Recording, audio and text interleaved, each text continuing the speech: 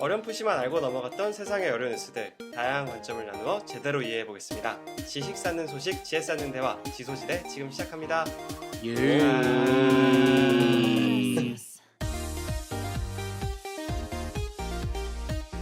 안녕하십니까. 지소지대 진행 맡고 있는 기계주하나 안대리입니다. 오늘도 어김없이 공병과 신선생 함께하고 있고요. 저희 프로그램 매주 새 패널이 번갈아 가면서 주제 준비하고 있고요. 그 주의 주제 관련해서 지식이 될 수 있는 소식 전하고 지혜가 될 수 있는 인사이트 얻을 수 있도록 대화를 통해서 더 깊숙하게 알아보고자 하고 있습니다. 매주 수요일 팟빵, 애플 팟캐스트, 유튜브, 네이버 오디오 클립에서 만나볼 수 있으니 많이 찾아주셨으면 좋겠습니다. 네, 신 선생님 간단하게 먼저 소개해 주시죠. 네, 안녕하세요. 저는 영어 가르치는 신쌤입니다. 네. 교육과 사회 분야에 깊은 관심을 가지고 있고 중립적인 입장을 전달하려는 그런 스탠스와 노력을 하고 있는 포지션입니다. 감사합니다. 네. 저번 주에도 조금 화를 내셨던 것 같긴 하지만 넘어가는 걸로 하고요. 네. 트리거 포인트가 있습니다. 알겠습니다. 와, 네, 트리거 포인트 되게 멋있는 단어네요. 트리거 발작 포인트 버튼을 발작 버튼이잖아. 발작 버튼이라고 하면 좀 없어 보이니까. 그냥 발작 버튼이면서 뭔 놈의 트리거 포인트야. 어허. 영어 가르치고 있잖아요. 오케이. 그렇네요. 네, 공변도 소개 부탁드립니다. 네, 안녕하세요. 향수 주제로 저희 방송의 조회수를 또 이렇게 끌어올리고 있는 공변입니다. 네, 저는 다들 아시겠지만 이제는 2023년 올해 변호사 시험에 합격을 해서 지금은 국내 대기업에서 사내 변호사로 활동하고 있고요. 요즘 저희 회사가 또 큰 일을 앞두고 있기 때문에 굉장히 바쁘게 돌아가고 있어가지고 그런가요? 야근 열심히 하시던데. 야근도 열심히 하고 다른 두 분이 방송 케어에 많은 신경을 써주시고 계신데 저도 좀 일 적응하고 하면은 조금 더 방송에 집중하고 또 이렇게 행정적인 부분도 처리할 수 있도록 하겠습니다. 네, 잘 부탁드리겠습니다. 네. 그렇군요. 저도 소개하고 넘어가겠습니다. 네. 그 기계 좋아하는 안델이고요. 저는 지금 현재 전자제품 부품 만드는 회사에 다니고 있고 지금 야간에는 MBA 하고 있습니다. 그래서 방금도 녹음하기 직전에도 그 줌으로 이제 팀플 하고 저는 이제 왔고요. 그래서 저는 뭐 야근보다는 이렇게 주경야독하느라고 요즘에 좀 정신이 없는데 이번 학기까지만 하면은 아마 이제 곧 졸업생으로 만나 뵐 수 있을 것 같습니다. 오늘도 저 뉴스를 한 가지 가져왔습니다. 오늘은 사실 다들 어떤 내용 가져왔을지 예상이 됐을 것 같아요. 이거 뭐 전 세계적으로 떠들썩한 뉴스여가지고 2.8 전쟁. 예, 그렇습니다. 아니 제가 그렇죠. 사실 저번 주에만 해도 진짜 2023년 미쳤다 하면서 뭐 아직도 그 우크라이나 전쟁하고 있고 그쵸. 무역 전쟁 계속하고 있고 뭐 자연재해도 엄청나다 막 하면서 2024년 미쳤다 했는데 거기다가 또 얹어가지고 그니까요. 이렇게 큰 사태까지 일어났습니다. 어떻게 보고 계신가요? 네. 2.8 전쟁이 제가 이제 사실 이번에 떠서 네. 궁금해서 좀 이제 요즘에는 워낙 뭐 매체가 좋으니까 찾아봤죠. 유튜브도 네네. 찾아보고 했는데 굉장히 복잡하더라고요. 그 관계가 굉장히 복잡해서 이해하는데 꽤나 애를 먹었는데 결론적으로 제가 그거 여러 가지 영상을 보고 느낀 점은 저기는 전쟁이 날 수밖에 없다. 그죠. 진짜로 전쟁이 둘 중 하나가 사라지기 전까지는 전쟁이 날 수밖에 없는 구조로 만들어져 있더라고요. 그러니까 이스라엘이라는 공통의 이제 성지를 두고, 그죠? 그리고 그쵸. 그 가나안 땅이라는 이제 홈랜드, 팔레스타인. 각자의 팔레스타인 지방 그쪽을 두고서는 이제 많은 파티들이 연관되어 있는 것 같은데, 그쵸. 네. 저는 사실 지금 근데 이제 전반적으로 우리나라도 아무래도 미국과 같이 가는 모양새다 보니까 이제 그러니까. 팔레스타인과 이제 하마스 쪽을 뭐 맹목적으로 그냥 비난하는 여론이 좀 있는 것 같긴 한데 뭐 또 그렇게만 볼 수 있는 건 아니지 않나라는 생각도 듭니다. 그 사람들은 뭐 가만히 있다가 땅 뺏긴 거니까 그러니까요. 열 받을 수도 있죠. 네. 그쵸. 물론 이제 그 하마스가 이제 그 민간인 공격한 거 그거는 정말 맞아. 개탄받아야 될 것 그게 같은데 비판받을 예, 부분이지. 그거는 좀 큰 이슈인 것 같긴 한데 그거 아니라고 하면은 사실 우리나라 독립운동가들도 일본 입장에서는 테러리스트였을 수도 있습니다. 좀 테러리스트였을 겁니다. 그죠? 그렇죠. 그렇다 보니까 그냥 이제 어떤 백그라운드가 있는지에 대해서는 비판하기 전에 그렇죠. 어떤 백그라운드가 있는지에 대해서는 맞아요, 진짜 맞아요. 좀 알아봐야 될 저도, 필요가 있지 네. 않을까. 좀 네네. 아마 찾아보시면은 다들 비슷한 생각하실 것 같아요. 좀 이 음. 팔레스타인도 억울한 부분이 있겠다. 라는 생각이 들 수밖에 없을 것 같긴 하더라고요. 저는 또 신기한 게 사실 이런 벨푸어 선언 이후로 이제 이스라엘이 설립이 그러니까 건국이 된 건데 실질적으로 보니까 100년 정도의 역사밖에 없는 거예요. 그쵸.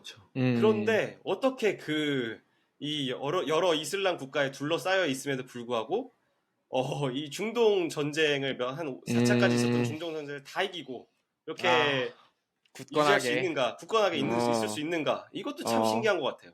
이게 그러게요. 그렇죠. 결국에는 지금 건국 멤버들은 결국 다 이민자였을 거란 말이죠. 거의 대부분이. 예. 역시 근데 돈이 짱이다. 그쵸. 뭐 그런 것도 있을 수 있고. 자본이 있으면 된다. 참 신기한 것 같습니다. 지금 사실 이스라엘이 산업적으로 굉장히 발전한 산업이 굉장히 많거든요. 그러니까 일단 이스라엘이 굉장히 스타트업을 많이 양성하기로도 유명하고 방산산업 관련해서도 굉장히 유명한 곳이어가지고 우리가 지금 이스라엘이 많이 요즘에 또 뜨고 있는데 참 어떻게 이렇게 역사가 100년도 안 된 나라가 이렇게 클 수 있는가? 그것도 참 신기한 것 같습니다. 네. 최근에 그나마 조금 이렇게 재밌게 봤던 뉴스는 아까 신쌤 이 뉴스에 관련해서 전쟁 뉴스 관련해서 말씀하시면서 어디서 주로 정보를 얻었다고 하셨습니까? 유튜브죠, 유튜브. 그렇죠. 요즘은 다 유튜브에서 정보 얻잖아요. 근데 이 기사 중에 아빠 이상한 영상 그만 봐요 라는 제목의 기사가 봤습니다. 있는 거야. 이게 봤어요. 너무 제목이 너무 자극적인 거야.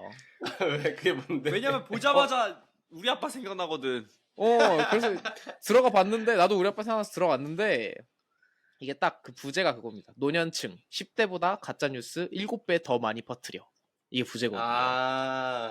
이게 유튜브를 통해서 가짜뉴스가 너무 많이 퍼지고 있고 물론 관련 기사 속에서는 뭐 딥페이크를 이용한 뭐 가짜뉴스 이런 거를 많이 얘기를 하고 있지만 사실 우리나라 국내 정치 유튜버 및 이슈 유튜버들이 뭐 딥페이크까지 사용하는 경우는 드물고 그냥 가짜뉴스를 많이 퍼뜨리는데 그거를 이제 젊은 층보다는 어르신 분들께서 혹은 조금 나이가 있는 분들께서 더 쉽게 믿고 주변 사람들한테 퍼뜨리려는 그런 경향이 있지 않나라는 생각이 확증편향이라고 하죠. 들어가지고. 확증편향. 그쵸.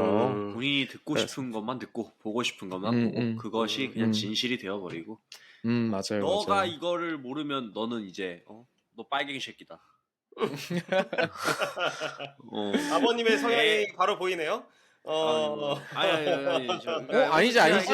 오히려 아닙니다. 반대지. 그러니까 오히려 반대지. 예시를 드는 거예요. 예시를. 요즘 애들이 이래서 안 된다. 이렇게 뉴스를 모른다. 이런 얘기가 이제 나오죠. 맞아요. 저도 저희 아버지 생각이 많이 나가지고 이렇게 아버지한테 저 실제로 많이 얘기하거든요. 아빠 유튜브 그만 봐라. 너무 믿는 거 아니냐? 그거 근거는 어딨냐? 소스가 어디냐? 물어보는데 그냥 이렇게 맹신하시는 경향이 있기 때문에 좀 관련해서 씁쓸하기도 하고 또 마침 신쌤께서 그 유튜브를 통해서 찾아보셨다고 말씀을 하시길래 한번 그 해당 뉴스 언급해봤습니다. 재밌네요. 재밌고. 여러분은 유튜브가 주요 뉴스 채널인가요? 어떠신가요? 요즘에? 저는 그렇습니다. 유튜브랑 이제 네이버 기사밖에 없죠 사실상. 네이버 기사. 그렇죠. 그러니까 예전에는 네이버에서도 진짜 이렇게 기사 많이 봤던 것 같은데 요즘에는 네이버 맞아. 홈페이지를 그러니까 첫 페이지를 들어가는 일도 별로 많이 없어진 것 같고 최근에. 그것도 맞죠. 그죠? 그리고 네이버 첫 페이지에서 이제는 기사가 잘 안 보여요. 그죠? 그렇죠. 그러다 찾기도 보니 힘들어요 생각보다. 네, 그래서 요즘에는 네이버나 이제 뭐 그런 포털 사이트 통해 가지고 기사 들어가는 경우가 많지 않은 것 같다라는 생각도 좀 듭니다. 맞아요. 저도 최근에 그런 포털 사이트 특히 뭐 우리나라에서 네이버가 워낙에 막강하니까 이 네이버의 기능조차도 유튜브로 많이 넘어간 것 같다라는 생각도 좀 했었거든요. 왜냐면 제가 네이버를 최근에 쓰는 게 쇼핑할 때 그리고 뭐 무슨 맛집 찾을 때 이거밖에 없는데 요즘은 맛집도 다 유튜브에서 찾아요. 요즘에 그래서 더 확증 편향이 강해지는 것 같아요. 유튜브라는 게 어쨌든 알고리즘이 내가 보는 거를 추천해주는 방식이다 보니까. 그렇죠. 그러니까. 너 파란 쪽이야? 오케이. 입력. 그러면 파란 어, 영상. 파란 영상만. 파란 나라를 보았니? 이제 스머프가 알아 데려가 주는 거지, 이제. 그렇죠, 그렇죠. 빨간 맞아요, 쪽이니? 그럼 빨간 맛 한번 보자. 어, 이쪽으로 아주 그냥. 그렇군요. 아니 진짜 요즘 그 유튜브가 대항마 없이 진짜 치고 맞아. 올라가는데 거의 폭주하고 있죠. 독점이잖아요, 진짜. 그죠? 그렇죠. 네, 그래서 이거 이래도 되는 것인가? 그런 생각도 좀 드네요. 어쨌든 그렇습니다. 그 본격적으로 오늘 주제에 관련해서 넘어가면 사실 네. 오늘은 그래도 저는 이제 믿을 만한 뉴스다. 왜냐? 유튜브 발 아니다. 유튜브 팔이 아니다. 유튜브에서 나온 뉴스가 아니라 이제 통계청에서 이제 배포한 자료 가지고 만들었다. 있고요. 오늘 이제 1인 가구 관련해서 이야기를 할 건데 오늘 시작하기에 앞서 가지고 오늘 두 패널한테 한번 여쭙고 싶은 게 있습니다. 사실 저희가 이제 좀 연휴 기간이 좀 지났는데 지난 이제 9월 말부터 해가지고 추석 연휴 기간이 굉장히 길었습니다. 그죠? 그쵸. 예, 저는 사실 또 여름휴가까지 붙여가지고 되게 또 오랫동안 쉬다 왔는데. 맞아, 멀리 다녀오셨죠. 그 혹시 뭐 이번에 추석 명절 좀 어떠셨나요? 뭐 가족들끼리 많이들 모이셨나요? 어떠셨나요? 모인 날도 있었죠? 모이시면 한 몇 명 정도 모이시나요? 애기 한 10명? 10명이나 모이세요. 그래요? 애기들도 막 생기고 하다 보니까 이게 식구가 많아지더라고요. 사촌 동생. 정신이 없습니다. 정신이. 야, 그래도 예, 그렇군요. 어떻습니까? 공변은 어떠셨습니까? 사실 저는 이번에 명절 추석 때 안 내려갔습니다. 시골에 안 내려갔어요. 항상 내려가시잖아요. 그 먼 길. 맞습니다. 저희 시골이 좀 멀어서 항상 내려가는데 제가 사실 변시 끝나고 그 변호사 시험 합격 발표가 받고 나서 갔다 왔어요. 그러다 보니까 얼마 안 된 거야, 시골 갔다 온 게. 그래가지고 추석에는 좀 일도 시작했고 해서 조금 쉬고 싶다라고 말씀을 드려서 내려가진 않았는데. 네네네. 그런데 이제 이번에 아버지 어머니께 말씀 들어보니까 그래도 저희는 심지어 다들 나이가 좀 있어서 애기들이 많이 없는데도 불구하고 한 12분 정도 모이셨던 것 같아요. 그래요. 그래도 꽤 많이 모이시네요. 네네. 아니 근데 공변도 이번에 취업도 했는데 이제 약간 하면서 이렇게 딱 가야 되는 거 아닙니까? 그러니까 그거를 변호사 되면서 다 해버렸어. 했어 이미. 이미 했어. 조금 그래. 그치. 수양대군 입장신 해야죠. 이미 가가지고 그 태평소 울리면서 제가 왕이 대상입니까? 그러셨군요. 이미 그 큰아빠 집 앞에 가가지고 이리 오너라 한번 했거든요. 변호사 들어가신다. 걔 누구 없느냐? 하면서. 네, 그렇군요. 알겠습니다. 사실 저는 사실 두 분의 가족 이제 10명, 12분 이렇게 됐다는 게 좀 놀라운데요. 사실 저희는 그렇게 많이 모이지는 않습니다. 그래서 저희는 이제 그러니까 저희 쪽 친가를 가게 되면은 한 8명 맥스로 모였을 때 이제 또 저희는 이제 조부모님께서 다 돌아가셔가지고 뭐 그렇게 많이 모이지도 않고 예전에는 그리고 그 사촌 형들 뭐 누나들이 다 왔었는데 요즘엔 많이 안 오더라고요. 네. 그렇죠. 예, 그래서 그렇게 많이 안 모입니다. 안대리가 빨리 늘려야죠. 그치. 애국도 좀 하고. 늘려야죠. 열심히 해보겠습니다. 그러니까 뭐 저는 이제 확실히 느끼는 게 이제 추석 명절에 모이는 규모가 뭐 저희 집만 그런 건지 모르겠는데 뭐 일단 전체적으로 좀 규모가 좀 줄었다. 많이 맞아. 저희 옛날에는 진짜 한 20명씩 모였던 것 같아요. 맞아요. 저도 지금 그 얘기 하려고 했는데 12명이 되게 많이 줄어든 숫자예요. 그렇죠. 저희 그러니까요. 진짜 20명 가뿐히 넘겼었거든요. 한 집에서 다 못 잤습니다. 저희도. 진짜요? 네, 한 집에서 절대 다 못 잤어요. 그러니까 사실 저희 뭐 우리 아버지 세대나 그 윗세대만 하면은 그 윗세대는 막 그러니까 10평제 막 이랬잖아요. 그쵸. 그쵸. 그 10형제가 또 8형제를 또 낳아. 그러면 그치. 그러면 한번 모이면 한 1개 중대가 다 모여야 되니까. 그러니까 예. 인도 정도 출산율인 거지 거의 뭐. 뭐 그랬고 그리고 예전에는 이제 명절에 큰 집에 가는 게 사실 디폴트였어요. 그죠? 그쵸. 그쵸. 꼭 같이 갔어야 제사 되는- 지내야지 제사. 당연히 다 가는 아침에 거였고. 꿀잠 자고 있으면 누구야 일어나라. 맞아요. 제사해야 된다 하면 딱 양말도 비벼서 신어라. 일어나서 절 한번 하고 밥 먹고 이제 그쵸, 친척 형들이랑 놀고. 맞아요. 나가서도 또 놀고. 근데 이제 만약에 그 옛날에 공변처럼 그 싸가지 없게 이번에 안 내려간다. 그렇게 할 수 있었겠어요? 그럴 수 없지. 그게 무슨 어디 소리냐고.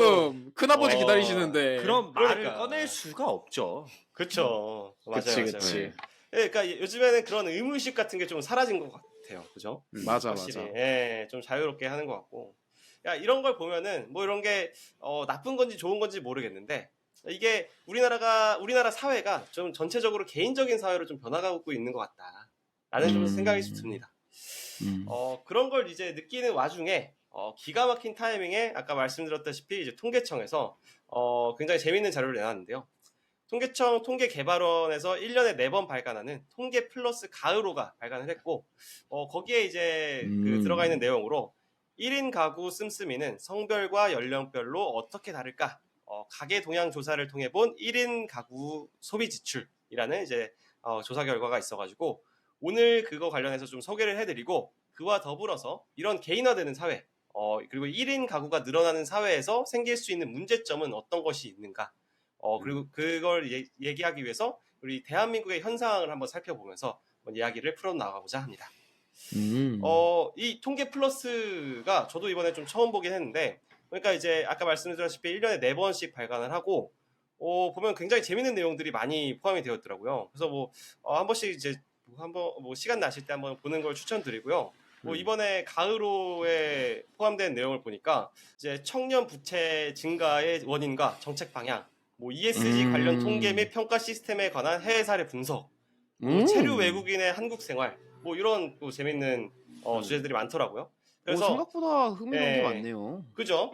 그래서 그냥 진짜 통계청에서만 낼 법한 그런 느낌이 아니니까 한 번씩 한번 찾아보는 거를 추천 좀 드리겠습니다. 알겠습니다. 네. 우선 이제 가구수 관련 통계를 통해서 현재 우리나라의 1인 가구 현황부터 확인하고 가려고 하는데요.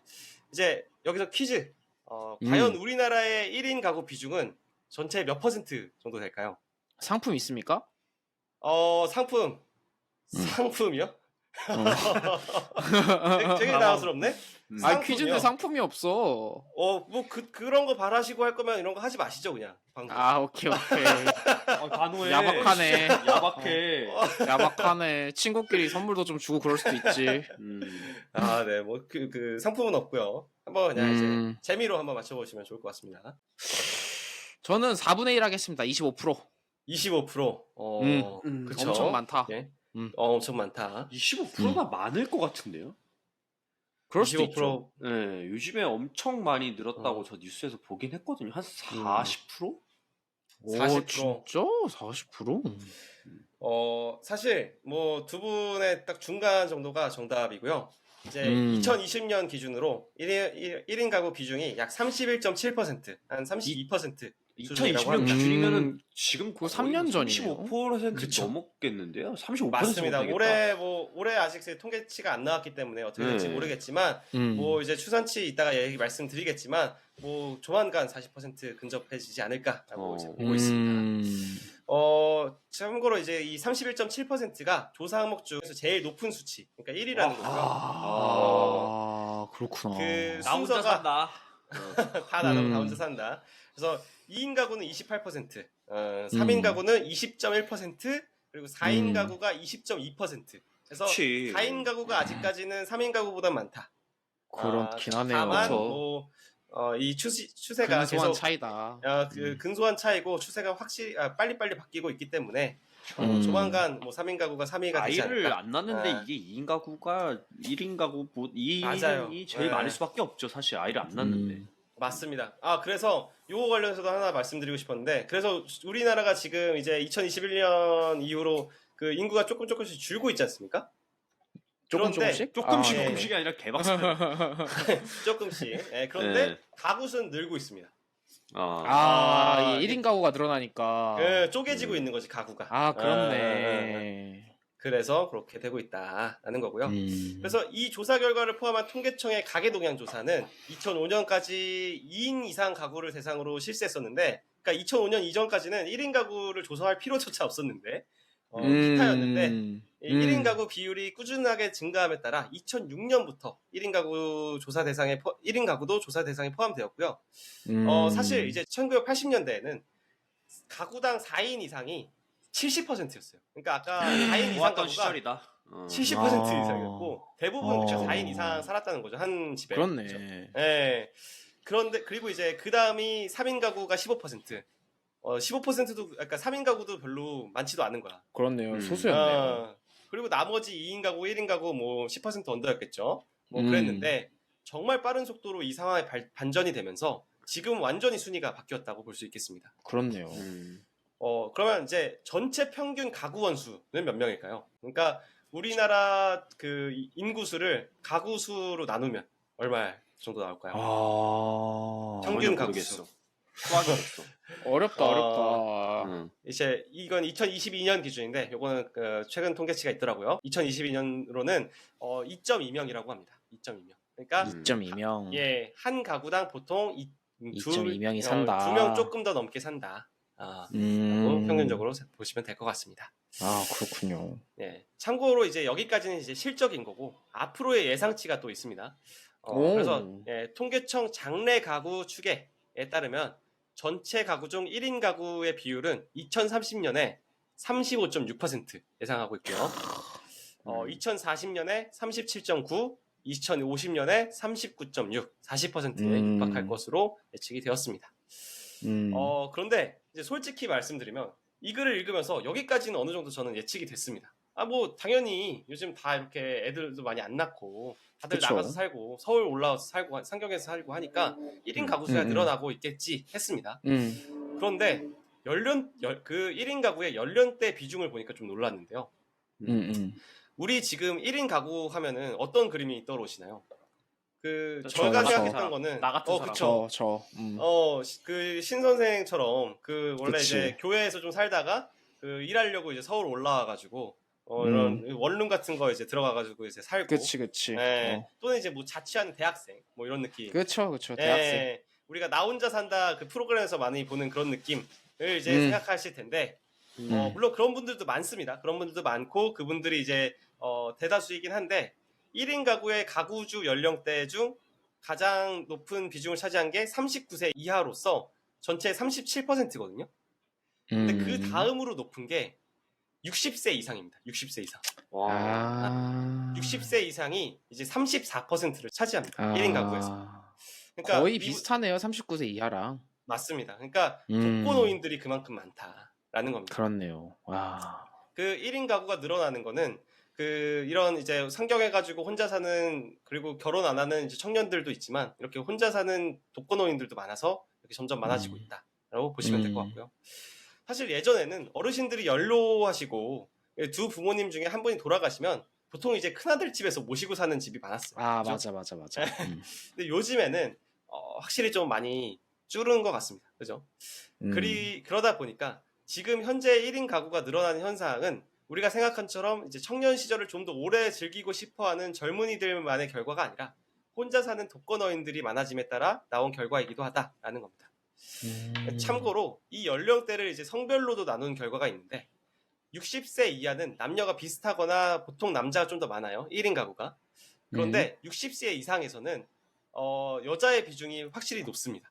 그러니까 아무래도 젊을 때 혼자 나와서 사는 거는 남성들이 많이들 그렇게 하는 건데 노년층이 되어서 배우자를 여의고 혼자 살아가시는 분들은 여성분들이 먼저 많다. 가셨구나.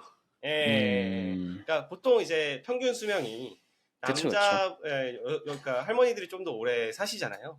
꽤 차이가 그러다 나죠. 보니까 꽤 차이가 나다 보니까 아무래도 그렇지 않을까 싶습니다. 또 이제 참고할 만한 건 이 1인 가구의 주택 점유 형태 비중입니다. 그러니까 어떻게 살고 있냐, 월세 사냐, 이제 전세 사냐, 자가냐 그런데 1인 가구에서는 이제 자가 전세 월세 중에서 월세가 약 37%로 가장 높습니다. 이거는 힘들다. 뭐 근데 예상할 수 있죠. 그쵸. 뭐, 이 대부분은 사는데 자가를 사는 사람은 도대체 뭐 어떤 사람인 거야? 일단 근데 만약에 생각해보면 이제 60세 이상의 독거노인 분들 중에서는 저는 아무래도 좀 그 자가가 좀 계실 거라고 생각을 했거든요. 그렇죠. 네, 그래서 그럴 수 있죠. 60세 이상이다 보니까 자가가 그래도 비중이 높겠지라고 생각했는데 아무래도 그 39세 이하는 대부분이 월세이지 않을까 그치. 싶어서. 그리고 1인 가구 중에는 그래도 아직은 39세 이하가 제일 많으니까. 그쵸. 아무래도 그렇지 않을까 싶고요. 그러니까 만약에 이제 2인 가구 이상으로 이제 비교를 해본다고 하면은 2인 가구 이상에서는 이제 월세가 가장 낮은 이제 12% 수준입니다. 그러니까 1인 가구에서의 그 월세 비중이 평균 대비해서 굉장히 높다라고 보시면 될 것 같습니다. 뭐 이런 걸 보면, 그러니까 물론 이제 집세를 내는 형태가 그 가정의 경제 상황을 대변해 주진 않죠. 그러니까 월세라고 못 사는 집이 있거나 뭐 자가라고 그치. 잘 사는 집이거나 그런 거 아니죠. 그런 거 월세 아니지만. 1,000만 원일 수도 있어. 그렇지, 월세 1,000만 원일 수도 있지. 하지만 대부분이 월세를 사는 이제 가구들이 이렇게 뭐 평균적으로는 1인 가구들이 경제적으로 안정된 가구가 비교적 적은 게 아닐까라는 의심이 좀 들긴 합니다. 네, 그렇고요. 지금까지는 이제 우리나라의 1인 가구 현황 관련해서 이제 이야기를 해봤고, 두 번째로 이야기하고 싶은 부분은 1인 가구는 어떻게 살아가는가. 이걸 이제 볼 수 있는 게 1인 가구의 소비 지출 형태입니다. 그래서 그거 관련해서 좀 얘기를 할 건데, 월세로 우선- 살아간다. 우선 월세도 많이 차지하는데 생각보다 적습니다. 이따가 좀 말씀드릴게요. 왜 그런가. 그러니까 네. 1인 가구인 분들, 1인 가구에 살고 계시는 분들이 주로 소비를 함에 있어서 어떤 부분에 소비를 많이 하고 어떤 부분에 소비를 적게 하는 걸 알려주시겠다는 건가요?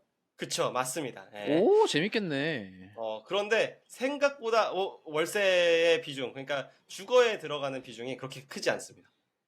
진짜. 네, 왜냐면 이게 평균치다 보니까 이게 월세 하면 당연히 다 60만 원 이상만 낼 것 같다, 뭐 그러실 거라고 생각하지만 사실 자가도 어쨌든 있고 전세도 그렇죠. 있기 때문에 그렇죠. 평균으로 따지면은 그렇게 높지 않다. 역시 그렇게 평균 생각합니다. 올려치기 또 등장하네. 진짜 불편하다. 맞습니다. 자, 우선 이제 월 평균 소비 지출을 보려고 하는데요. 우리나라 이제 전체 가구당 월 평균 소비 지출이 이제 269만 7천 원입니다. 그러니까 그 모든 가구가, 그러니까 전체 가구가 평균적으로 한 가구에서 269만 7천 원을 한 달에 쓴다라는 거거든요. 그리고 아까 제가 이제 평균 가구원 수가 2.2명이라고 그랬지 않습니까? 그렇죠. 그러면 이제 평균적으로 가구원 한 명당 약 122만 6천 원 정도를 지출한다고 볼 수 있겠습니다. 그러니까 269만 7천 원을 2.2로 나누면 122만 6천 원이다. 물론 이게 제가 손으로 계산한 거여서 정확하진 않겠지만 네. 그 정도 수준이라고 보시면 될 것 같습니다. 그러면 만약에 저희 1인 가구는 이 122만 6천 원 대비해서 높을까요? 낮을까요? 높지. 높겠죠. 높을 수밖에 없어요. 높을 수밖에 없습니다. 맞습니다. 당연히 높고요. 아무래도 이제 가구원 수가 많으면 공동으로 부담하는 이제 집세라든지, 그렇지.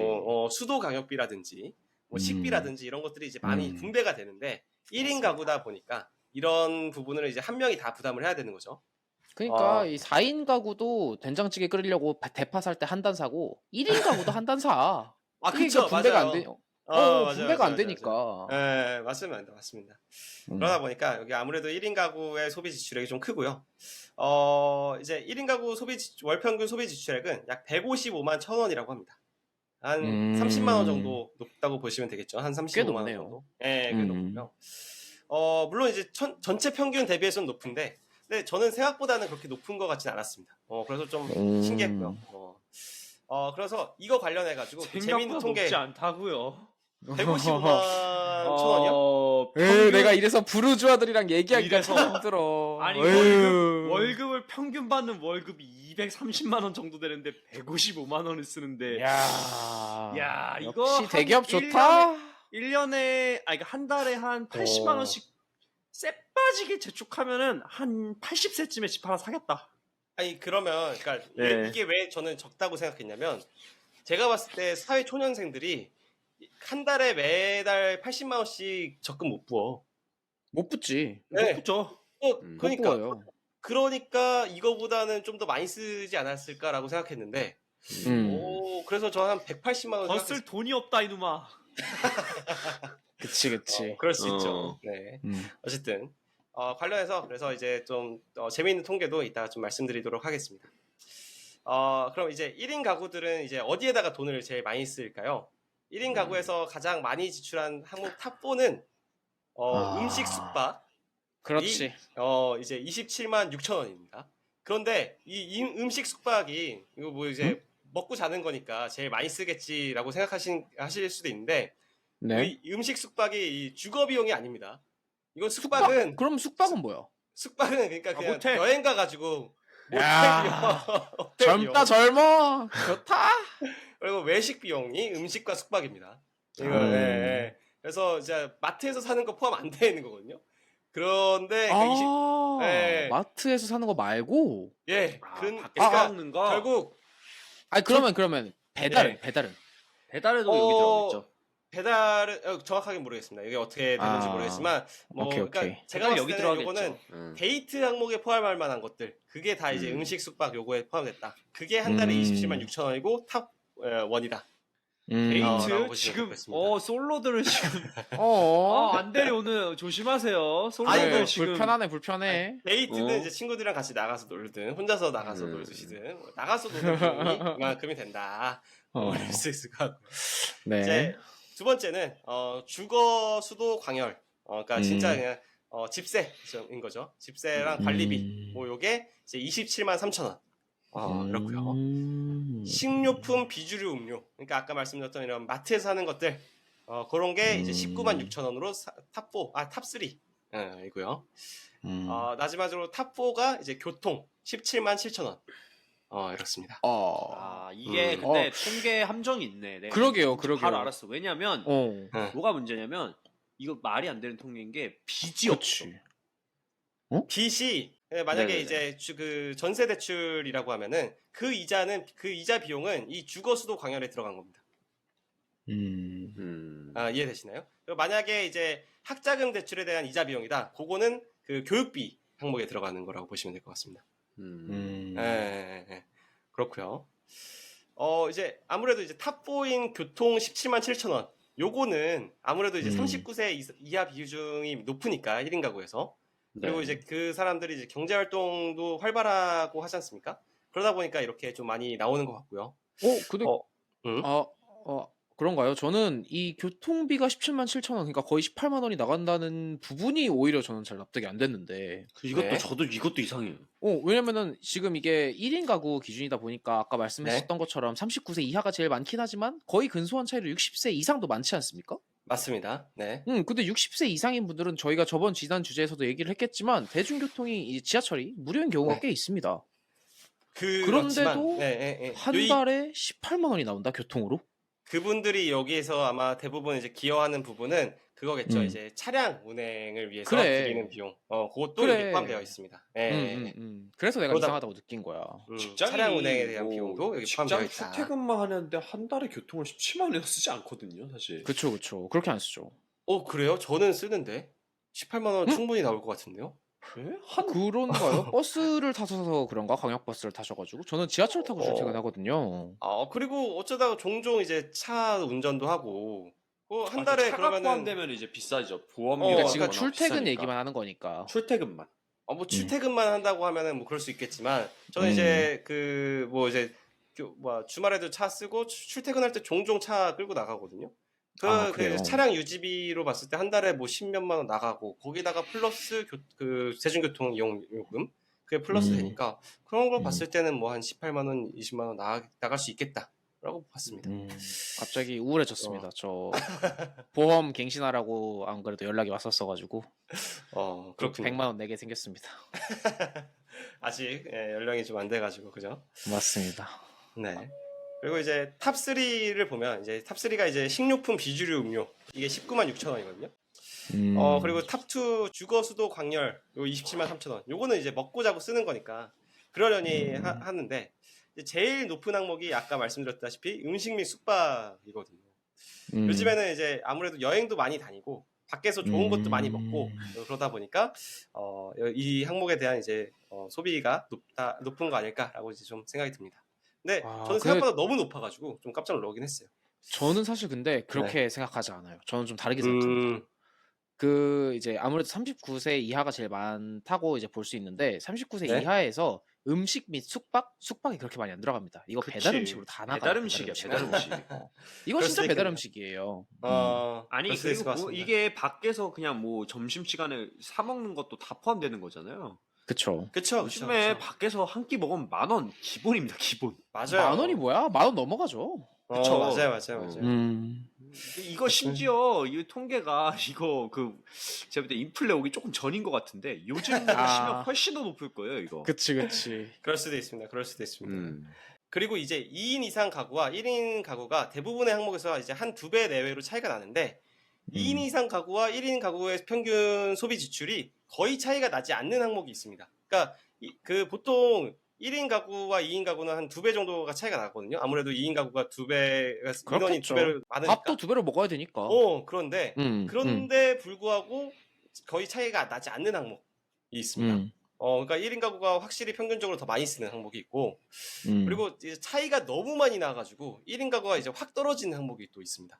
물론 이제 그 2배 이상, 그러니까 인원수 2배 이상의 차이를 감안하더라도 1인 가구가 너무 많이 안 쓴다라는 항목이 또 있거든요. 그것도 한번 좀 말씀드려보려고 하는데요. 네. 우선 이제 2인 이상 가구와 1인 가구의 평균 소비 지출이 거의 차이 나지 않는 항목. 요거는 이제 주거 수도 광열 지출입니다. 집세라고 보시면 될 것 같고요. 집에 들이는 비용, 아까 말씀드렸다시피 1인 가구 평균이 27만 3천 원이고 2인 이상 가구의 평균이 31만 6천 원입니다. 그러니까 2인 이상 가구에서는 한 달에 집세로 이제 31만 6천 원 나가는데 1인 가구에서 27만 3천 원인 거야. 그러니까 실질적으로 뭐 그렇게 뭐 크게 차이가 나지 않는다. 그렇네요. 큰 차이 아니네. 네. 아무래도 이제 1인 가구 월세 비율이 이제 좀 높다 보니까 월 지출액이 좀 높은 것도 있는 것 같고, 아무래도 이제 집을 유지하는 데에는 어느 정도 이제 기본적인 고정비가 있지 않습니까? 그러다 보니까 이렇게 크게 차이 나지 않는다라고 볼 수 있을 것 같습니다. 그러면 이제 제일 차이가 많이 나는 항목은 어떤 걸까요? 2인 가구와 1인 가구가 이제 그 소비 지출이 제일 많이 차이 나는 거.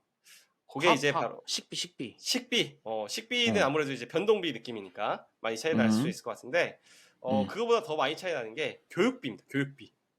교육비? 1인 가구에서는 월 평균 교육 항목 지출액이 27,000원밖에 안 됩니다. 월 평균. 27,000원? 27,000원.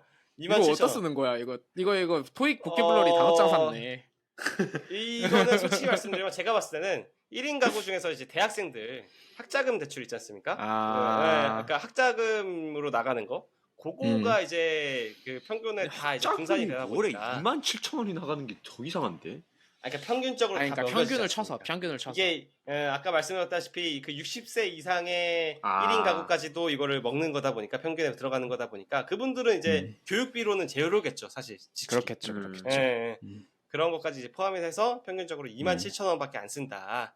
그런데 우리나라 이제 또 어떤 나라입니까? 사교육의 나라 아니겠습니까? 그렇죠. 2인 이상 가구는 약 28만 6천 원 가량을 교육에 쓰고 있습니다. 평균을 해도 평균적으로 28만 6천 원 쓰고 있는 거고, 그러다 보니까 거의 뭐 이게 한 10배 차이가 나는 거죠. 보통 이제 1인 가구와 2인 가구 이제 항목별 평균 지출액의 이제 차이가 2배 이상으로 벌어지지 않는데, 요거는 진짜 확실히 많이 차이가 납니다. 근데 이거 생각해 보면은 정말 차이가 많이 나는 건데 건 게, 그러니까 교육비를 지출하는, 아까 말씀해 주신 것처럼 사교육의 교육비를 아마 지출을 많이 하겠죠. 그 사교육의 교육비를 지출하는 특정 층이 엄청나게 많이 쓰고 있다는 거예요. 생각해 보면은 지금 2인 이상 가구인데 저희 집, 제가 지금 부모님이랑 같이 살고 있는데 저희 집은 사실 교육비로 안 나갑니다. 자식이 2개고 부모님 2분 계시지만 교육비는 제로예요. 근데 저희도 2인 이상 가구에 포함이 되는 얼마 전까지 엄청 쓰셨잖아요. 얼마 전까지 지금 몇 천만 원 아니 그건 그렇지. 내 말은 그게 아니고, 그러니까 사실 저는 공부를 좀 오래 한 편이죠. 공부를 오래 한 편이라서 아직까지 그랬던 거지만, 제가 말씀드리고자 하는 바는 일반적인 가정에서는 4인 뭐 가정이든 아니면 3인 가정이든 자식들이 대학교 졸업하고 직장을 갖는 순간부터 거의 교육비라는 건 존재하지 않다는 거죠. 맞죠. 그럼에도 불구하고 평균이 저렇게 28만 6천 원, 거의 뭐 30만 원이 나온다는 건 그 학창 시절에 들어가는 교육비가 어마어마하다는 거죠. 그쵸. 그쵸, 우리나라는 맞습니다. 고등학생까지 키우는데 막 5억 정도 든다고 하거든요. 음. 평균을 내도. 근데 그게 야. 사교육 비용 때문에 그렇다고 하더라고요. 사실 솔직히 말씀드리면 이건 지금 2인 이상 가구여서 28만 6천 원이 나왔지, 만약에 이제 자녀가 있는, 그러니까 그 미성년자의 자녀가 있는 가구의 평균을 내라고 하면은 교육비의 비중이 그 평균 지출액이 엄청나게 커지겠죠. 맞아요. 확 올라갈 네. 것 같아요. 엄청 커질 것 같습니다. 네. 자, 그래서 이제 지금까지는 이제 1인 가구 전체를 기준으로 좀 본 거고요. 이제 1인 네. 가구 내에서도 이제 남성과 여성의 차이가 좀 있는데요. 그것도 한번 보겠습니다. 남성 1인 가구의 월 평균 소비 지출액은 이제 165만 원으로, 아까 전체 평균이 이제 155만 원이라고 했지 않습니까? 네. 그러니까 남성의 1인 가구가 조금 더 많이 쓴다고 볼 수 있을 것 같고요. 그렇네요. 네. 여성 1인 가구는 146만 6천 원이어서 남성 대비해서 한 18만 4천 원 정도가 적은 것으로 확인이 됐습니다. 남성 1인 가구가 여성 1인 가구보다 좀 더 많이 쓴다. 그런데 제가 이제 또 얘기를 하면서 좀 생각이 든 건데, 아까 말씀드렸다시피 이제 60세 이상의 1인 가구가 여성의 비중이 높다고 했지 않습니까?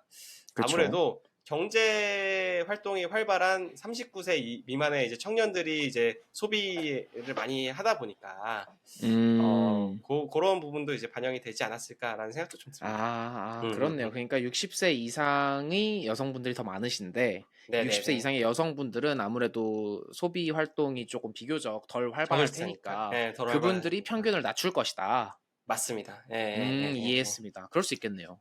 네. 그렇고요. 세부학으로 들어가면 이제 남성이 여성보다 대부분 이제 평균 지출을 많이 일으키는 것으로 확인이 됐는데요. 다만 여성이 남성보다 평균 소비 지출이 많은 항목이 몇 가지가 좀 있습니다. 네. 이제 대표적으로 식료품, 비주류 음료, 그리고 두 번째는 보건, 세 번째는 의류 신발 지출액. 요게 이렇게 세 부분은 여성이 아무래도 좀 더 높다. 어느 정도 납득이 되는 부분들이네요. 확실히 의류 신발은 제가 봐도 누가 봐도 여성이 조금 더 높을 것 같긴 하다. 그렇죠. 네. 사실 저는 개인적으로 이 밥, 식료품 이런 식비 관련해서도 그렇다고 생각을 하는 게 이 남성분들 네. 대부분 그냥 제육볶음이나 돈가스 둘 중 하나만 주면 만족하고 먹습니다. 그렇죠. 그리고 그 두 항목은 아직도 그래도 한 10,000원에서 10,000원 조금 더 주면은 아직 먹을 수 있어요. 근데 이제 여성분들 뭐 곱창도 많이 좋아하시고 엽떡도 좋아하시고 하는 마라탕도 좋아하시고 하는데 이런 거 요즘 그냥 기본으로 뭐 배달 시키면 배달비 포함해가지고 2만 원 가뿐합니다. 맞습니다. 2만 원 가뿐해요. 그렇기 때문에 이런 부분도 아마 여성분이 젊은 층에서는 더 많이 소비하고 계시지 않을까 생각이 드네요. 솔직히 제가 1인 가구였을 때, 그러니까 이제 결혼하기 전에는 저한테 브런치는 콘프로스트를 우유에 말아 먹는 거였는데. 그렇지. 계란 후라이도 하나 먹어주고. 계란 후라이 하나 먹어주고. 근데 이제 결혼을 하고 나니까 시리얼이 뿌려지는 요리를 브런치로 먹어야 되고. 그치. 뭐 에그 베네딕트 뭐 그런 쪽으로 넘어가야 되고. 베이컨에 소세지에다가 이제 샐러드 어느 정도 탁 있고. 그렇지. 맞습니다. 팬케이크 약간 싹 나오고. 그렇게 세트로 먹으면 한 2만 원 나오죠. 맞습니다.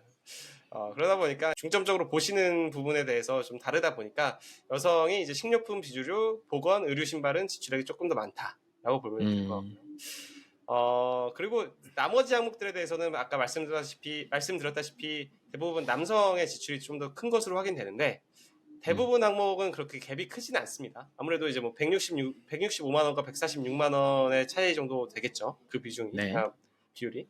근데 이제 압도적으로 남성의 지출이 여성보다 큰 항목이 세 가지가 있습니다. 어떤 걸까요? 뻔하지. 술. 담배. 그쵸. 네. 술이 무조건이야, 이거는. 맞습니다. 주류 및 담배 하나로 이제 했더라고요.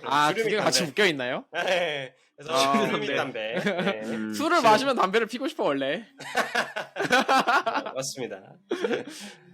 담배 피고 싶네요. 어쨌든 주류 및 담배가 이제 남성이 확실히 지출이 좀 더 크고요. 남성 1인 가구가 좀 더 지출이 크고, 두 번째는 이제 교통입니다. 교통. 오빠가 데리러 가야지. 그럼. 제가 봤을 때 아까 말씀하신 것처럼 이제 대중교통 이용률이 남자가 훨씬 더 많을 것 같지는 않고, 제가 봤을 때는 아무래도 남자들이 이제 차를 많이 이제 사다 보니까 맞아요. 그렇지 않았을까. 이 차량 유지 때문에 교통에 대한 지출이 좀 많지 않을까라는 생각이 좀 들고요. 마지막이 좀 충격이었는데 마지막은 음식 및 숙박에서의 남성 1인 가구 지출이 모텔비 압도적으로 내야지. 큽니다. 그럼 모텔비 내야지. 당연하지. 아직 맞습니다. 젊네, 아직 젊어. 네. 자기야 쉬다 갈까? 아직도 2023년에도 아직도 모텔비는 오빠가 내고 있다. 오케이. 납득할 수 있어. 네, 그런 것 같습니다. 네, 자 지금까지는 그래서 이렇게 통계청 자료를 좀 소개해드렸고요. 여기서 이제 다루지 않은 다양한 내용들이 이제 원문에 있으니까 아까 이제 관심이 있으신 분들은 한번 또 찾아보시면은 또 재밌는 내용들 좀 찾아보실 수 있을 것 같습니다. 네. 지금부터는 그래서 이제 1인 가구가 늘어남에 따라서 이제 발생할 수 있는 사회 문제들 그런 걸 이제 한번 얘기를 해보려고 하는데 그걸 얘기하면서 우리나라의 상황도 한번 짚어보고자 합니다. 이제 첫 번째로 나타날 수 있는 문제가 이제 집값 상승입니다. 사실 이건 이제 제가 제일 체감하고 있어가지고 제일 큰 문제라고 생각이 드는데 아까 말씀드렸다시피 그 인구는 소폭 이제 감소하고 있는데 가구 수는 늘고 있습니다. 결국 집에 대한 경쟁자는 아직 줄고 있지 않다는 거예요. 왜냐면 집은 그 가구 수대로 이제 많이 사니까. 그렇지. 네. 그래서 우리나라가 지금 1960년대부터 해가지고 아파트를 진짜 뭐 빽빽하게 졌지 않습니까? 지금 뭐 그렇죠. 수도권에서는 진짜 빈틈을 찾아볼 수가 없는데 공급은 많아지고 수요는 줄었으니까 당연히 이제 가격도 내려가고 이제 그렇지. 좀 남는 집들도 좀 생겨야 되는데 그렇지. 가격이 계속 오릅니다. 진짜 이해가 안 되는 상황이라고 볼 수 있을 것 같아요. 아직 박살이 덜 난 거죠.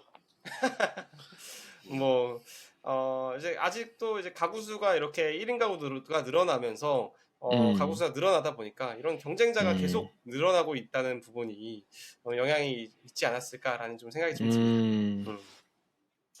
이제 두 번째로 발생할 수 있는 문제점은 청년층의 경제적 취약성입니다. 네. 아까 이제 1인 가구 소비 통계에서 보셨다시피 1인 가구는 평균적으로 2인 가구 대비 1인당 지출이 큽니다. 그죠? 그렇죠. 많이 나죠, 차이가. 네, 그렇게 1인당으로 30만 원 이상 났었는데 그러다 보니까 안 그래도 이제 급여가 적은 청년층이 지출도 커가지고 돈을 못 모으게 되는 것이죠. 사실 이렇게 지출이 커서 못 모으는 것도 있지만 이 자본주의 사회에서 돈을 벌려면 뭐 월급 가지고는 안 되지 않습니까, 요즘에? 그렇죠. 사실 그렇죠.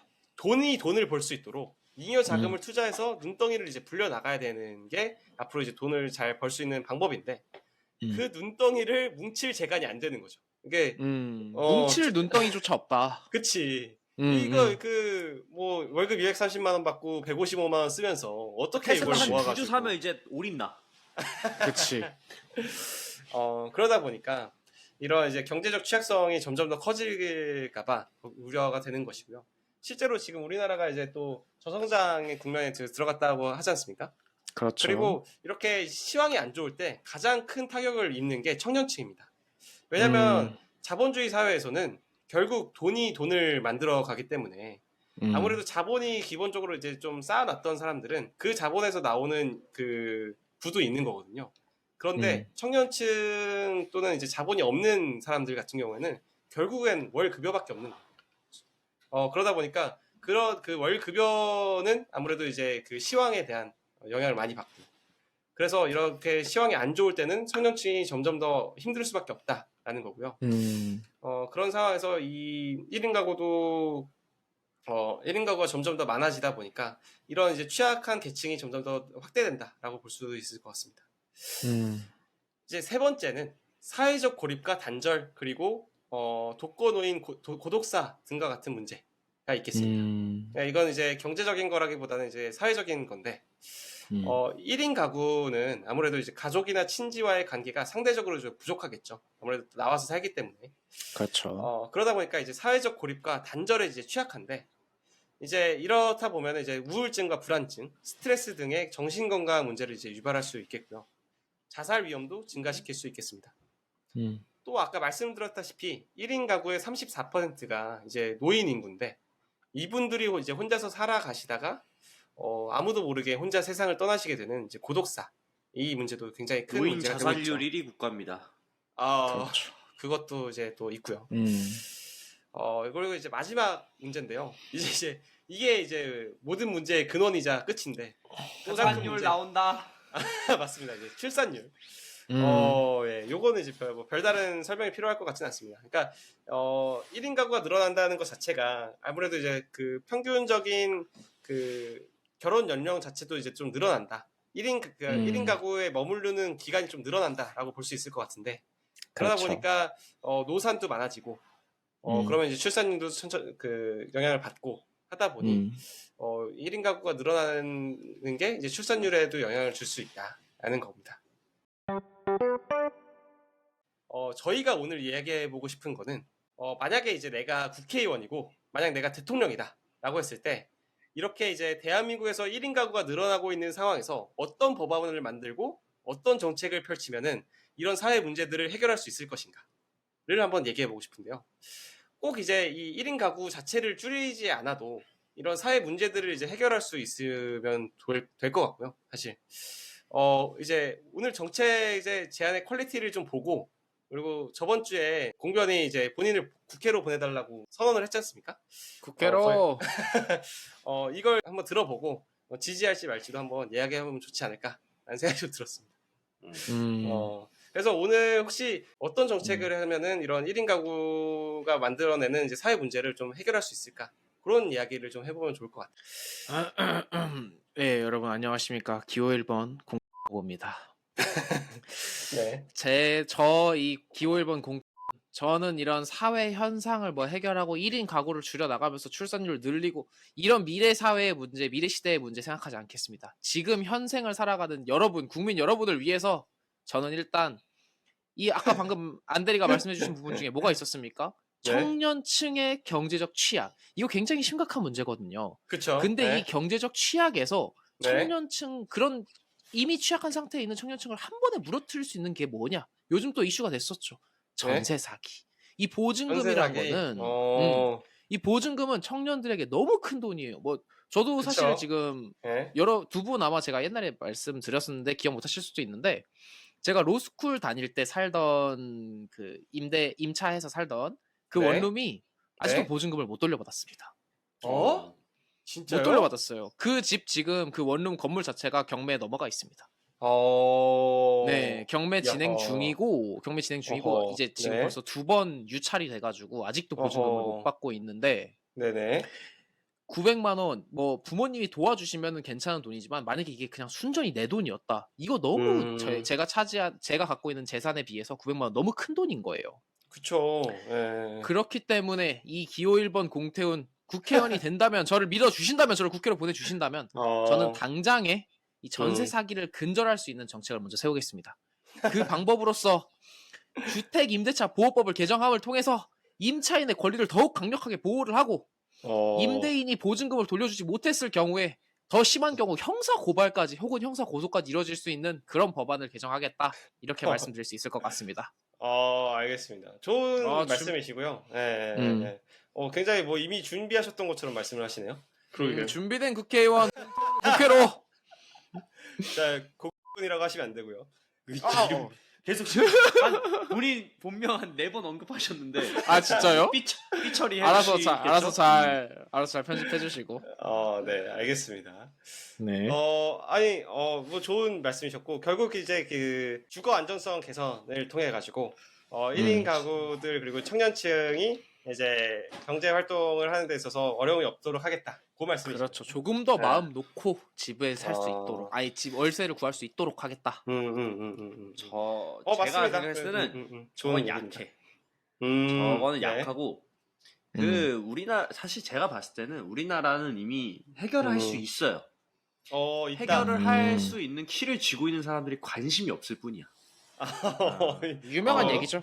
그쵸. 왜냐면 네. 뭐 한 가지 예시만 들자면 여가부 예산이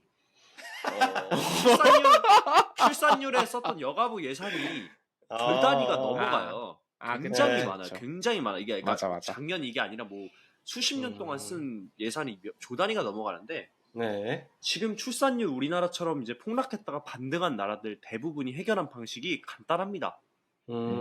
결혼하면 네. 1억 지급. 어, 이런 나라들이 은근 되게 많아요. 결혼하면은 뭐 전세금 그냥 100% 지원. 그래. 애 한 명 낳으면 몇 천만 원 지원. 이런 나라들이 많고 실제로 어. 바로 효과가 나타난다고 합니다. 허경영이 옳았다. 그쵸.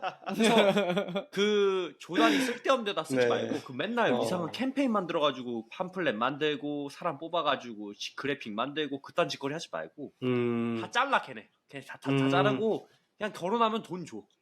결혼하면 제가 돈 진짜 주면 이거는 그 공감하는 부분인데 제가 사실 이번에 거의 혼인신고를 하게 되면서 올해 초에 그래서 이제 시청에 가서 뭐 이제 혼인신고 이제 프로세스를 밟고 있는데 이제 좀 기다리는 시간이 생기지 않습니까? 네. 그래서 보니까 뭐 신혼부부 지원 혜택 뭐 이렇게 해가지고 팜플렛 같은 것들이 굉장히 많더라고요. 그리고 뭐 이제 그 뭐 자녀 이제 낳게 되면 어떤 혜택 준다 뭐 이런 팜플렛들이 많아요. 그래서 저희가 그거를 뭐 몇 개 가져왔어요. 그래서 이제 주말에 이제 한번 쓱 보면서 우리가 받을 수 있는 것들이 어떤 건가, 받을 수 있는 거 동그라미, 뭐 못 받는 거 이제 X 막 이렇게 했거든요. 다 X야. 연병이야. 아니 그 받을 소득 수 있는 게 상한선 없어. 다 걸어놓고 맞아요. 그래. 그걸 도대체 누가 받는 건지 모르겠어. 그니까. 참 그렇더라고요. 돈 많이 열심히 벌어가지고 많이 벌면은 막 다 잘려. 그게 그 자금 부모님이 대주는 거 아니면 받을 수 없게끔 만들어놨고요. 맞습니다, 맞습니다. 그 맞습니다. 일하시는 분들 대가리 좀 이렇게 얘기하면 안 되지. 일하시는 분들이 본인의 일을 열심히 하시면 된다. 결국 이제 그 신 선생님이 말씀하시는 부분은 그 결혼 가구의 혜택을 가구의 혜택을 좀 줘서 1인 가구가 2인 가구가 될 수 있도록 그런 이제 장려 정책을 그냥 펼치자. 입이 떡 벌어질 정도로 줘야 된다. 정말 결혼 확실한 안 하면 정책을 손해인데? 줘야 된다. 결혼 안 하면 손해인데? 라는 소리가 어. 나와야 결혼을 한다. 음. 결혼을 하면 애는 낳는다. 어차피. 뭔가 그 신 선생님 뭔가 얘기가 되고 있는 게 있나요? 뭐 왜 갑자기 이렇게 돈을 달라고 그러시는 거죠? 계획된 게 있네 지금. 아니요, 뭐가 얘기가 나오고 있나? 계획된 거 없고요. 그냥 청약 네. 가격 볼 때마다 개빡칩니다. 청약을 만들어 놓은 네. 사람들이 무슨 생각으로 사실 만드는지 모르겠는데, 청약을 네. 청년들한테 청약을 주잖아요. 청년들이 청약이 필요하니까 신혼집이. 네. 청약을 8억, 6억짜리를 내면 그걸 네. 어떻게 삽니까? 청년들이 아이, 생각이 근데 없는 그거 거지. 신쌤 분양가 8억 9억짜리는 신쌤이 그냥 너무 비싼 걸 본 거네. 아, 그쵸. 제가 무슨 비싼 거 소리야. 보기도 했는데 8억 거의 싼 그렇게 거야. 비싼 것도 아닙니다, 또. 아니 오늘 사실 여러분 두 분 말씀하시는 이제 정책들이 너무 약간 진지 빨고 말씀하셔가지고 저는 지금 조금 당황스러운데요. 저는 네. 약간 아이디어 차원에서 이제 가져온 그런 정책이어가지고 뭐 이제 제가 생각했던 거는 첫 번째는 이제 독거노인 룸메이트 지원. 대충 이제 그러니까 그 타이틀만 말씀드리면은 어떤 느낌인지 아실 것 같은데, 그러니까 그 대학생들 있지 않습니까? 그 사람들 이제 원룸 구하는 게 아니라 이 독거노인들 중에서 이제 방이 하나씩 낳는다거나 그런 집에서 이제 룸메로 들어갈 수 있게. 말이 되는 소리를 해, 이 사람아. 진짜. 왜요? 나 그런 거 지원해주면 좋지 않을까? 그러니까 그러니까 그 하숙집 같이 들어가는 건데 그 월세가 만약에 30만 원이라고 하면은 뭐 정부에서 15만 원 지원해주는 그런 느낌. 그런 그렇군요. 걸로 이제 장려책을 하면은 뭐 서로 좋지 않을까? 독거노인들도 이제 룸메도 생겨서 뭐 집에 활력도 들고. 확실한 거는 그분들은 연애는 못 하겠다. 이 가구로 갈 확률은 없겠다. 걱정하지 마십시오. 1인 가구 남성분들이 숙박비로 많이 쓰고 계시기 때문에 그렇고요. 이제 뭐 두 번째로 생각했던 거는 이제 리츠 확대 정책인데요. 혹시 리츠라고 들어보셨나요? 그게 뭔가요? 그러니까 리츠가 부동산 투자 방식인데, 부동산 투자를 하면 우리는 이제 집을 만약에 한다고 하면 집을 하나를 혼자서 사는 거지 않습니까? 근데 이제 리츠라는 거는 부동산을 여러 사람이 같이 투자를 하는 겁니다. 그래서 이제 이 신탁 회사가 이제 대리로 이제 이제 투자를 해주는 건데, 우리가 예를 들어서 그 회사를 주식으로 이렇게 나눠가지고 몇만 개로 이렇게 나눠가지고 우리가 그 일부를 사지 않습니까? 그런 것처럼 이 부동산도 이제 나눠가지고 그만큼 이제 사가는. 그러니까 저런 게 없어져야 돼. 저런 왜요? 생각을 막 하고 그러니까 정보가 있는 사람만 할 수 있는 거잖아요. 저러면 안 된다니까. 막 내가 아는 게 힘이고 막 알아봐야 되고 막 이거 말이 좋아서 투자지. 원래 투자랑 투기가 한 단어 차이잖아요. 자, 그러니까 제가 말하는 거는 이런 방식을 잘 알 수만 있으면 사실 우리나라에서 제일 안정적이라고 지금 뭐 그래도 투자할 때는 요거밖에 없다라고 하는 게 결국 부동산이지 않습니까? 뭐 주식으로 이게 문제라고 얘기를 하는 거예요. 투자를 할 곳이 부동산밖에 없다? 아, 그것도 부동산이 물론 투자가 그렇죠. 됐다는 것부터가 제가 볼 때 문제인 것 같아요. 그쵸. 물론 그렇게 보실 수도 있는데 만약에 지금 그 상황을 벗어날 수 없다면 이것도 방법일 것 같다라는 겁니다. 마지막으로 아이디어 내본 거는 뭐 신 선생님 말씀하셨던 거랑 거의 비슷한 것 같은데 이제 신혼부부 주택 청약 혜택 대상 확대. 그러니까 저도 이제 지금 신혼부부고 이제 청약을 막 넣으려고 막 하고 있는데 저희 이제 신혼부부 특약 해가지고 뭐 이렇게 청약에 있어가지고 이제 혜택을 좀 주지 않습니까? 근데 저희는 못 받아요. 저희가 아무래도 그 맞벌이다 보니까 맞벌이 있는 소득이 기준이 소득이 맞아. 높아져가지고 이걸 하나도 넣지를 못하고요. 결국 저희는 만약에 이제 청약으로 이제 특별 분양을 노려본다고 하면은 애를 좀 몇 명 맞아. 넣어서 맞아. 그때 그거밖에 이후로 방법이 이제 없어. 다자녀를 이제 노려보는 수밖에 없는데 그거 말고는 이제 청약을 뭐 있는 거는 진짜 운밖에 없다. 그쵸. 그냥 일반 청약으로 갈 수밖에 없게 되는 거야. 그러다 보니까 이게 그러니까 아무래도 이제 그 부부가 돼서 아까 신 선생님이 말씀하셨던 것처럼 부부가 되면 안정적인 경제 상황이 된다라는 인식이 좀 생기면은 많이들 이제 결혼도 하지 않을까 싶은데 신혼부부 돼가지고 이렇게 힘들게 살 것 같으면 결혼하면 집 주세요. 집 주라. 뭐 신선이 자꾸 아까부터 뭐 자기한테 달라고 그러는 것 같은데. 네. 아니, 네네. 뭐 나만 좋아? 저는 이미 해버려가지고. 아니 공병 뭐 동의하지 않아요? 아이, 집 줘야지. 집 하나씩 다 줘. 결혼 안 한 사람들 집 뺏어가지고 결혼한 사람들 줘야 돼. 솔직히 결혼하면은 딱 결혼하고 5년 동안 집 공짜로 주고 5년 뒤에 퇴거시켜도 결혼율 엄청 올라갑니다. 맞아. LH 그거 전부 다 그냥 결혼하고 애 낳은 사람들만 살게 해줘야 돼. 그러니까. 그러니까 진짜 결혼하고서는 뭐 몇 년 내에 이 LH 집에 들어가면은 그거는 무료로 한 5년 동안은 살 수 있게 해준다. 뭐 그런 느낌. LH 직원분들이 가서 사시는 게 아니에요. 둘이 사시는 게 아니고요. 진짜 나는 그건 불만이야. 그쵸. 그 뉴스에서 난리 났는데 그냥 조용히 넘어갔더라고요. 그것도 LH 집인지 그 한국어로 바꿔서 내 집인지 그 구분을 못하신 것 같은데 내 집이 아닙니다, 여러분. 맞습니다. 네, 오늘 이렇게 해서 오늘 제가 준비한 내용은 마무리가 됐고요. 뭐 어떻게 들으셨나요? 재밌게 들었어요. 앞에 통계 부분 특히 이제 1인 가구 지출 부분이 굉장히 재밌었고 마지막에 뭐 브레인스토밍 혹은 토론 이 부분도 재밌었어요. 그러니까 결론적으로는 기호 1번 공변을 국회로 보내달라. 한 번 더 국민 여러분의 열띤 지지 부탁드리면서 저는 물러가도록 하겠습니다. 여러분들에게 정말 도움이 되는 저 정책을 펼칠 사람 바로 기호 2번. 여러분 결혼하면 집 줍니다. 허경영이잖아. 네, 알겠습니다. 다 가능합니다. 나라에 도둑놈이 많아서. 나라에 돈이 없는 게 아니고. 도둑놈들이 많아서 그렇습니다. 그렇지. 여러분 이거 팟캐스트 시작할 때 그 정치 얘기하지 말자고 했지 않습니까? 그게 정치 얘기 아닙니다. 여러분이 나가시려고 여러분이 출마하시려고 알겠습니다. 혹시 이제 다음 주 주제 어떻게 준비하고 계신가요? 다음 주는 이제 신 선생님이 준비해 주실 것 같은데요. 그쵸. 원래는 이렇게 교육 관련된 거나 이렇게 우리가 하고 싶은 주제 하기로 해서 안 하려고 그냥 하고 싶은 거 하셔도 되죠. 그렇죠. 하고 싶은 거 해도 되는데 이거 꼭 다뤄보고 싶은 주제가 나와서 우리나라 이제 교육제도 개편이 좀 크게 있을 거라고 하더라고요. 이제 맞습니다. 9등급제. 우리 항상 다 9등급. 저도 9등급 좀 받아봤는데. 오, 진짜로? 9등급 받아봤어요? 9등급 받아본 적이 있습니다. 충격적이다, 9등급이 진짜. 없어진다. 9등급이 없어지고 5등급으로 이제 바뀐다. 아, 얘기가 있고. 지금은 이제 평균이 5등급이었는데. 그쵸. 국평 5라는 말이 있었죠. 국민 평균 국평 5등급. 이게 이제 바뀌어서 뭐 국평 3이 되든지 뭔지 모르겠지만 그거에 대해서 좀 그것뿐만 아니라 다른 것도 사실 변화가 있다고 하는데 그런 걸 좀 알아보려고 합니다. 그렇군요. 재밌겠네요.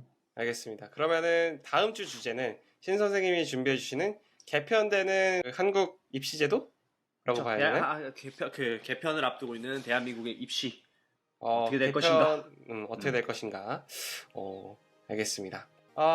오늘 좀 내용이 많아가지고 생각보다 내용이 많아가지고 또 오랫동안 했는데 오늘 고생 많으셨고요. 또 네. 늦은 시간에 항상 이렇게 열정을 가지고 녹음해 주셔서 여러 두 분에도 감사드리고 요즘 또 다시 이제 조회수가 좀 늘고 있는데 이 추세로 지속적으로 늘어가지고 많은 분들이 함께 해주실 수 있으면 좋지 않을까 라는 생각이 듭니다. 네, 알겠습니다. 저희는 오늘은 여기까지 하도록 하고요. 저희는 다음 주에 또 재밌는 주제로 돌아오도록 하겠습니다. 감사합니다. 수고하셨습니다. 고맙습니다. 감사합니다.